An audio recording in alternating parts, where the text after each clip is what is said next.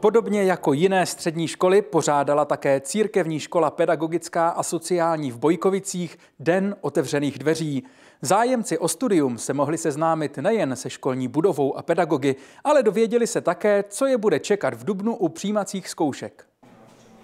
Dneska tady máme Den otevřených dveří a je to první z letošních dnů otevřených dveří. Celkem máme během školního roku 5 různých, jsou to buď soboty anebo čtvrtky.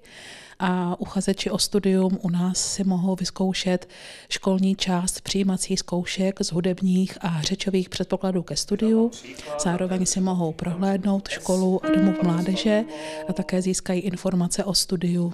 U nás vlastně se dá studovat denní studium oboru předškolní a školní pedagogika a potom taky i dálkově, taky vítáme i studenty dálkového studia a ti, co jsou u nás na denním studiu, tak máme vlastní středisko volného času. V tomto školním roce máme asi 15 různých zájmových kroužků. Jsou to třeba kurz znakového jazyka, angličtina, matematika, sbor, hra na kytaru, hra na varhany a další různé zájmové kroužky.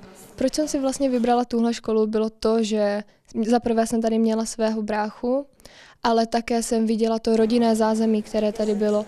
Přišel jsem pozdravit bývalé spolužáky, protože dnes je tu Den otevřených dveří a také učitele, protože na tuto školu rád vzpomínám. Naše škola nás bere jako rovnocenné partnery, takže pokud se cokoliv děje tady na té škole, tak můžeme do toho zasahovat. Třeba máme školní parlament, s kterým připravujeme různé akce pro školu, jak už barevný týden, nebo jsme měli také No Backpack Day, což znamená, že jsme si mohli vzít cokoliv místo naší aktovky. Od roku 2021 máme akreditaci programu Erasmus+, a díky tomu mohou až do roku 2027 vyjíždět na zahraniční stáže.